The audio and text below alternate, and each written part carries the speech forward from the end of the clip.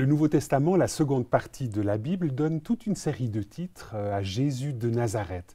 L'un des plus controversés est sans nul doute celui de Fils de Dieu. Jacques Blondenier, bonjour. Bonjour. Alors, expliquez-nous en deux mots, pourquoi est-ce que ce titre de Fils de Dieu, que l'on rencontre assez régulièrement dans les évangiles et dans les épîtres, pourquoi est-ce qu'il est à ce point-là controversé? Certainement qu'il est controversé parce que c'est une notion tout à fait centrale. J'entends si c'était annexe, si c'était un Si c'était rabbi ou si c'était citoyen de Nazareth, par exemple. Il n'y aurait rien de très, très dramatique à se confronter sur ce point-là. Mais là, nous sommes vraiment face au cœur du mystère de la révélation chrétienne, de toute l'histoire du salut. Et quand je dis mystère, ça ne veut pas dire quelque chose qui reste abscon et inaccessible. Un mystère, c'est quelque chose qui n'est pas accessible à notre raison ou à nos émotions ou à notre sens direct. Il faut que Dieu le révèle, que Dieu ôte le voile et nous montre de quoi il s'agit. Et c'est vrai qu'alors on est bousculé. Mais j'ai toujours envie de dire à ce moment-là, écoutez, il serait quand même étonnant que Dieu ne nous étonne pas. Ça voudrait dire qu'on l'a un petit peu réduit à notre échelle. Qu'on l'a mis dans une certaine boîte et voilà. Puis qu'on l'a enfermé oui. dans notre esprit. Oui. Quoi, si Dieu est Dieu, bien sûr qu'il est... Il y a quelque chose en lui qui nous échappe, qui reste mystérieux. Alors, je vous propose de lire un texte tiré du prologue de l'évangile de Jean, donc cette ouverture magistrale de cet évangile où l'on rencontre justement cette mention de Fils de Dieu. Personne n'a jamais vu Dieu. Dieu, le Fils unique qui vit dans l'intimité du Père, nous l'a révélé. Alors Jacques Blondenier, comment est-ce qu'on peut entrer dans une compréhension plus fine de cette notion de Fils de Dieu? Je pense qu'on peut entrer dans ce mystère en écoutant les paroles de Jésus lui-même. C'est vrai que l'Évangile, indépendamment même du titre Fils de Dieu, nous révèle le fait que quand Jésus était sur la terre, Dieu était parmi nous. Et il y a des titres comme la parole de Dieu, comme le Seigneur, qui dans beaucoup de cas signifient bel et bien qu'en Jésus de Nazareth, il y avait l'homme authentiquement et pleinement humain, mais il y avait aussi une toute autre dimension. Et cela, c'est vraiment le cœur de ce qui nous bouleverse complètement, de se dire, eh bien, le fossé a été franchi entre Dieu et l'homme. Donc là, vous avez parlé de Seigneur, vous avez parlé de parole de Dieu, on a Fils de Dieu, il y a vraiment au cœur de cette affirmation, souligné à double trait, cette dimension, Jésus est vraiment Dieu. Oui, cela souligne, je crois, ça nous rend sensibles au fait d'une relation unique et tout à fait particulière de la personne de Jésus avec son Père. Du reste, souvent, et spécialement dans l'évangile de Jean, il est dit simplement le Fils. Et quand Jésus parle de Dieu, dans la prière qu'il nous a enseignée, il dit notre Père, vous dites notre Père qui est aux cieux, mais lorsqu'il s'exprime lui-même, il dit j'irai vers mon Père et votre Père. Il y a ce caractère unique de la relation entre Dieu le Père et Dieu le Fils au sein de la Trinité. Et c'est là peut-être qu'il ne faut pas se laisser piéger, parce que ce serait assez facile de se dire, eh bien, en somme, qu'est-ce que c'est qu'une relation entre un père et son fils? Si on regarde sur le plan humain comment un père et son fils se comportent, et on dit, c'est un bel exemple. Et Jésus a utilisé cet exemple. Il a dit, si vous, méchants comme vous êtes des pères qui donnez du pain et non pas des pierres à votre fils qui vous demande du pain, eh bien, à plus forte raison en est-il ainsi de Dieu, qui est notre Père. Mais si on projette simplement à une dimension divine le type de relation qu'un père a avec son fils, je crois qu'on prend les choses, on met la charrue devant les bœufs, on prend les choses à l'inverse. C'est plutôt la relation de Dieu le Père avec son Fils incarné en Jésus de Nazareth qui devrait pouvoir devenir peu à peu le modèle de nos relations entre parents et enfants, plutôt que l'inverse. Est-ce que vous diriez à certains égards que l'usage du mot fils ici est plus de l'ordre de l'image pour dire cette relation particulière que vraiment souligner cette dimension de filiation comme certains le comprennent parfois, en tout cas du côté de l'islam on dit que Dieu ne peut pas avoir de fils parce qu'en fait voilà, Dieu ne peut pas avoir de relation sexuelle avec un humain. Ce que vous soulignez là me semble très important. Effectivement, il faut savoir d'abord que l'expression « fils de » est un sémitisme, c'est-à-dire une forme de langage qui appartient à une famille de langues et qui ne peut pas être transposée sans autre dans une autre famille de langues parce que le transfert littéral du sens ne rend pas compte de la réalité. On peut prendre pas mal d'exemples. Je prends un exemple très simple d'un des premiers prédicateurs chrétiens, il s'appelait Barnabas. Et l'auteur du livre des Actes, Luc, nous traduit lui-même le titre, il lui dit, ça veut dire fils d'exhortation. Bar, ça veut dire fils en araméen, et Nabas, c'est Nabi, le prophète. Le prophète, donc ça veut dire qui annonce, qui exhorte. Bien sûr, fils de prophète pour Barnabas, ça ne veut pas dire que son père était prophète, mais qu'il était particulièrement éloquent et doué pour encourager les gens. Et dans l'Ancien Testament, on trouve des expressions comme fils du mensonge ou fils de la lumière. Pour dire tout simplement que c'était un menteur ou quelqu'un de lumineux.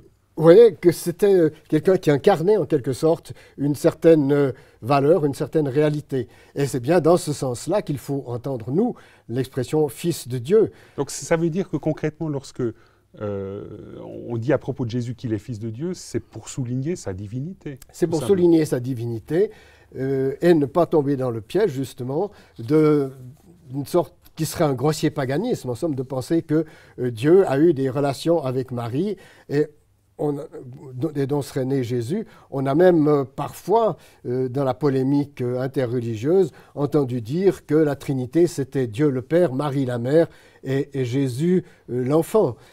Et ça, quand même, il y a une certaine théologie chrétienne qui a favorisé cela en faisant de Marie la Reine du Ciel, par exemple. Et je crois qu'il faut être vigilant sur ce plan-là. Alors, on voit bien un peu l'importance de cette affirmation, fils de Dieu, donc le fait que est souligné à propos de Jésus sa divinité. Pour notre foi, pour notre vie aujourd'hui, en quoi est-ce important de souligner, de mettre en avant cela? Oui, c'est important pour notre foi. On a fait beaucoup de disputes doctrinales à ce propos. Il y a eu des conciles qui ont essayé de rendre compte de ce mystère Jésus, Dieu et homme en même temps. Mais je crois que prioritairement, c'est pour nourrir notre foi et pour nous faire découvrir ce qu'il y a d'absolument unique dans la bonne nouvelle de l'Évangile. N'est-ce pas? Si on compare avec les religions en général, qu'est-ce que c'est que le phénomène religieux? C'est en somme l'aspiration de l'homme à monter vers la divinité. C'est à rencontrer une transcendance. Exactement, à rencontrer une transcendance, à s'approcher du sacré. Et alors, dans ce cas-là, si on examine un petit peu ce qui se passe, on peut dire qu'il y a une sorte de sélection qui se passe, les plus doués, une élite, parce qu'elle est plus pieuse, plus vertueuse, peut-être plus intelligente ou peut-être plus riche, ce qui lui permet de consacrer du temps à son amélioration personnelle, vont s'élever. Ils n'arriveront pas jusqu'à la divinité, mais enfin, il y aura une sorte de sélection naturelle qui va se faire parmi les humains. Et quand on réfléchit à l'Évangile, on s'aperçoit que c'est complètement l'inverse. Ce n'est pas l'homme qui s'élève vers Dieu, c'est Dieu qui est descendu vers nous. Dieu a donné son Fils, Dieu l'a envoyé. Et il est souvent question, à propos de Jésus, du fait qu'il n'est pas né, il est né à Noël, à Bethléem, à Noël, si vous voulez, en tant qu'être humain, mais il existait de toute éternité, existant en forme de Dieu, dit un cantique dans Philippiens 2, il n'a pas regardé comme une proie à ravir d'être égal avec Dieu, mais il s'est humilié, il s'est dépouillé, il est venu pour être l'un des nôtres. Donc, la démarche, le mouvement de la foi chrétienne est à l'inverse de la démarche religieuse qui fait que l'homme doit essayer de s'élever le plus haut possible pour mériter la relation avec Dieu. Là, c'est le rendez-vous inverse, c'est Dieu qui descend. C'est Dieu qui prend rendez-vous au travers de la personne de Jésus avec l'ensemble de l'humanité. Oui, avec l'ensemble, puisque désormais, ce n'est pas simplement les meilleurs ou les plus doués qui ont une chance d'y parvenir, mais c'est vraiment le plus simple, le plus humble. Et c'est pourquoi j'aime évoquer la figure du brigand repenti. Brigand repenti, c'est donc il faut peut-être juste situer un peu les choses. C'est à la fin de la vie de Jésus, donc il y a 3 croix, semble-t-il, avec 3 crucifiés. Et là, il y en a un de ces 3 qui quelque part découvre à la dernière minute l'ampleur, la portée de la mission de Jésus.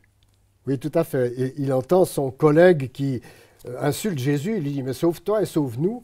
Et la réaction de ce brigand, qu'on appelle le brigand repenti, c'est celui qui, à ce moment-là, réprime son collègue en lui disant « Mais pour nous, c'est justice que nous soyons sur une croix. Nous avons été des criminels. Mais lui n'a rien fait qui mérite la mort. Et pourtant, il est là, à côté de lui. » Et qu'est-ce que ça vient vous dire justement par rapport à ce mystère de la personne de Jésus, par rapport à cette divinité du Christ? Alors, ça me dit que là où je suis, même le plus bas tombé, je découvre que Dieu, en Jésus de Nazareth, souffrant à l'agonie de la croix, est à côté de moi. J'apprends qu'il est tout près. Et alors, ce brigand, parce qu'il apprend que celui qui est à côté de lui dans sa détresse, dans son agonie, c'est bel et bien celui qui est le juste, il va lui dire cette parole effarante. Si on y réfléchit un petit peu, souviens-toi de moi quand tu viendras dans ton règne. Et il recevra la plus belle promesse, tu seras avec moi aujourd'hui dans le paradis. Cela signifie quand même que lorsque nous percevons en Jésus celui qui est à côté de nous, dans nos drames humains, dans nos questions sans réponse, dans nos combats, dans nos luttes. Dans nos luttes et dans nos défaites aussi, qu'il est là, c'est une toute autre image de Dieu que nous pouvons percevoir. C'est quelle image, concrètement, Jacques Blandenier? Un Dieu qui a quel visage lorsque on prend vraiment conscience de cette proximité de Jésus de Nazareth dans toutes nos luttes, dans tous nos combats? Peut-être qu'il faut préciser, bien sûr, que si la totalité de Dieu était en Christ, nous n'en percevons que ce qui nous est opportun de connaître. L'infinité du cosmos, d'un Dieu qui domine le cosmos, ça nous échappe. Nous avons le visage de Dieu tourné vers nous, celui qui est notre compagnon, celui qui, dans sa tendresse, s'adresse à nous pour nous relever. Et pour moi, ce Dieu-là est un Dieu que je ne peux qu'aimer parce que lui m'a aimé le premier. C'est en quelque sorte la révélation de cet amour extraordinaire de Dieu qui, au travers de Jésus de Nazareth, vient nous rencontrer. Oui, n'est-ce pas? Il y a ce fameux dialogue entre Jésus et son disciple Philippe qui lui dit « Seigneur, montre-nous le Père ». Et Jésus de lui répondre « Mais il y a si longtemps que tu es avec moi et tu ne m'as pas connu, Philippe. Celui qui m'a vu a vu le Père. Ne crois-tu pas que je suis dans le Père et que le Père est en moi ?» Ainsi, voir Jésus-Christ, discerner Jésus-Christ au travers des pages des évangiles, c'est vraiment rencontrer celui qui est notre Créateur, celui qui aussi est notre juge et celui qui nous fait grâce. Jacques Blandenier, est-ce que concrètement vous avez l'impression aujourd'hui que les chrétiens, et peut-être les autres aussi, saisissent vraiment la portée d'un tel message? Je pense qu'on a constamment à y revenir et à nous faire réformer notre propre conception de Dieu. J'entendais il n'y a pas très longtemps un collègue dire « le terme Dieu, c'est un mot valise », c'est-à-dire un mot dans lequel on met à peu près tout ce qu'on veut.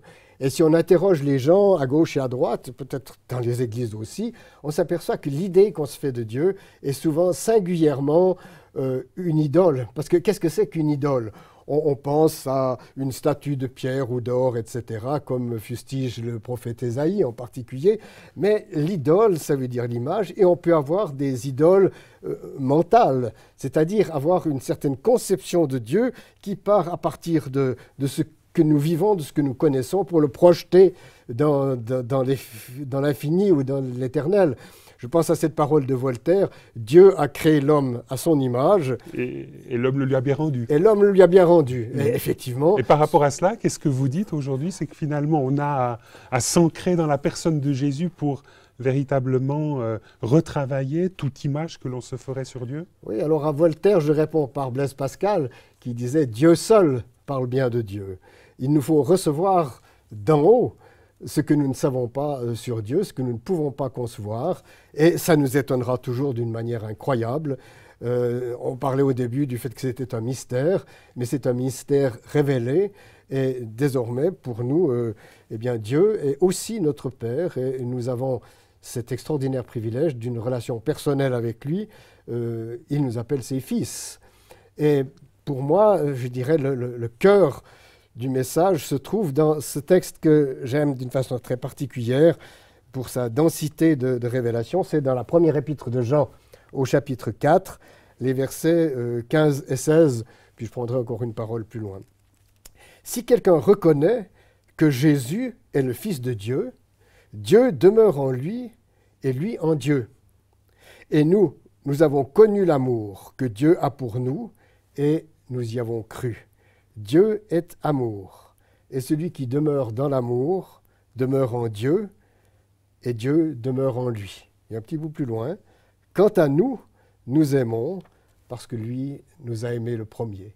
Il y a toute une éthique, en somme, qui va découler de cette vision rencontre de Dieu. C'est pour ça que c'est si important. Un Dieu qui est amour. Jacques Blondinier, merci beaucoup de nous avoir emmenés dans la réflexion autour de ce titre, Jésus, Fils de Dieu. Je rappelle que vous avez publié un livre qui s'intitule Jésus-Christ, Dieu avec nous, et qu'il est disponible, selon la formule, dans toutes les bonnes librairies. Madame, Monsieur, nous espérons que cette émission vous aura intéressé. Au revoir et à bientôt.